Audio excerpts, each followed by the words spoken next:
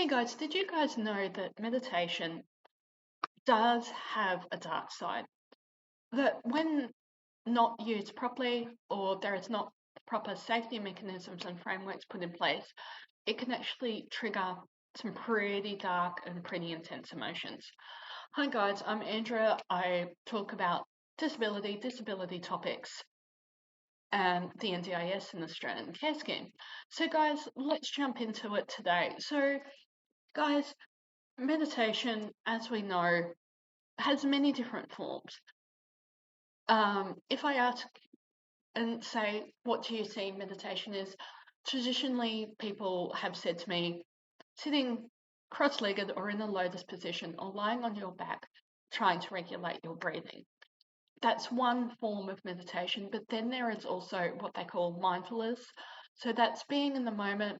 We're seeing a lot of mindfulness aids at the moment. So adult coloring in books, adult fidget toys, things like that. But then we also see that every religion, particularly the Judeo-Christian religions, or in other areas of the world, they might be called the Abrahamic religions, do have a meditation tradition.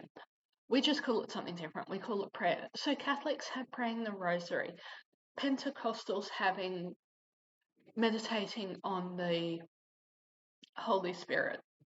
The Anglicans have saying the Lord's Prayer.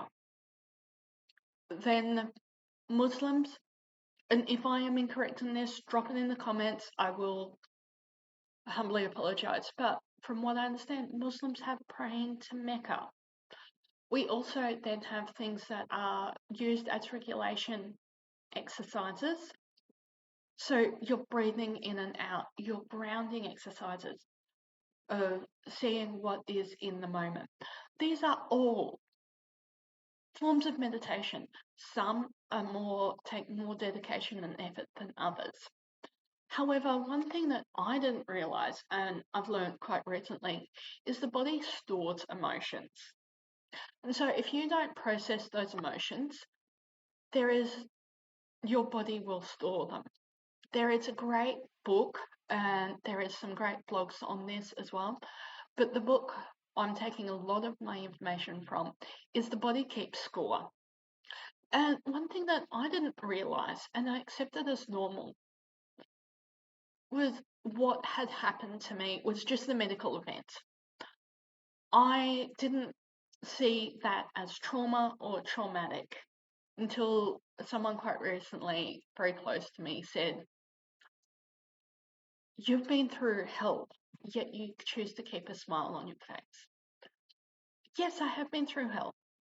What's the other option? Yes, I have been depressed. I have been down in the dumps.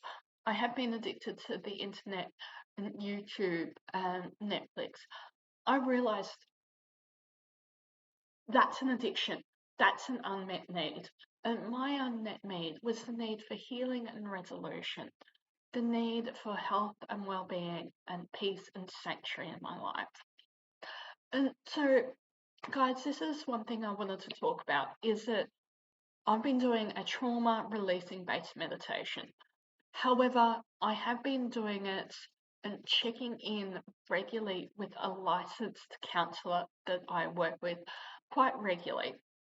And the meditation has provided me some great levels of insight, and being able to process my emotions that stored in the body.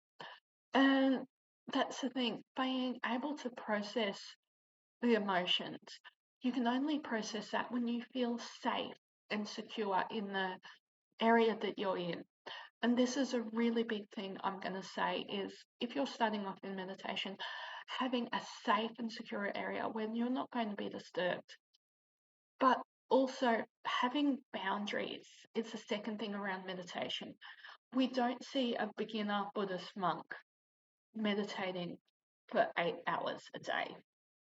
We see them doing acts of charity, working towards things as well.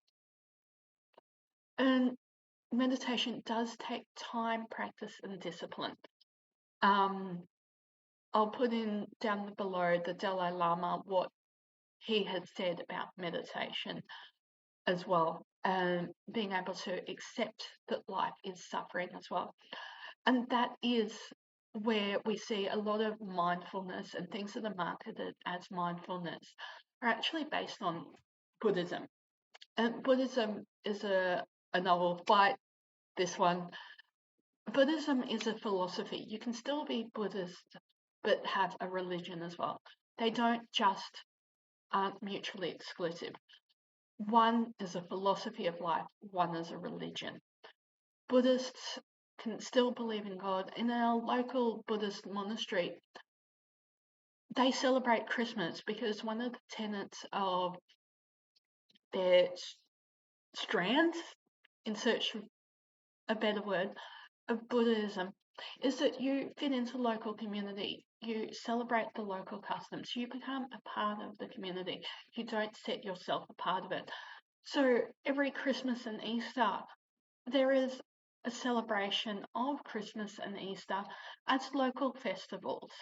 That being a key difference, as local festivals, there is a beautiful vegetarian meal put on, and there's a beautiful vegetarian meal put on and a meditation session put on every Friday. That it used to be post-COVID take all comers.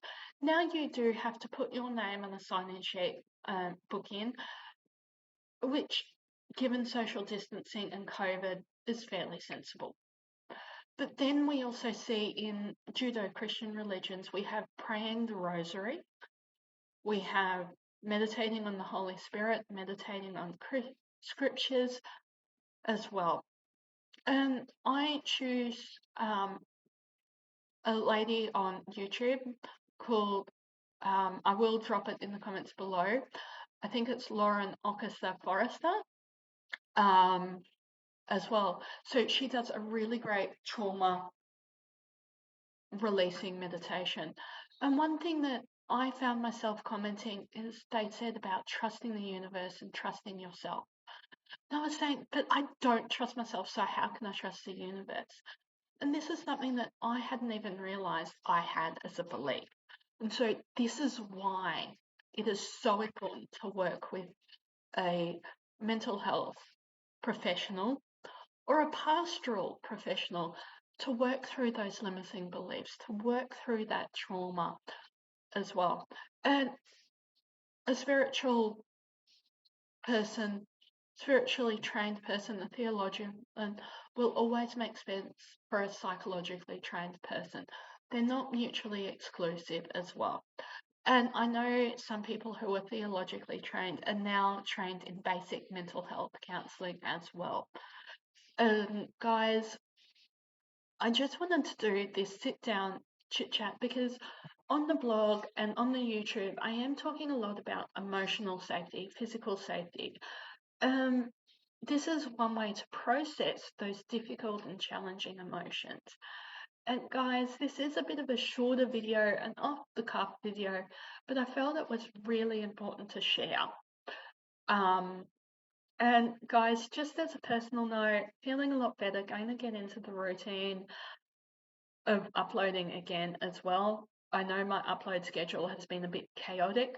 That has been because it's winter, and I do get a lot sicker in winter. I didn't have a lot of backup footage. I've been filming straight for probably 2 days.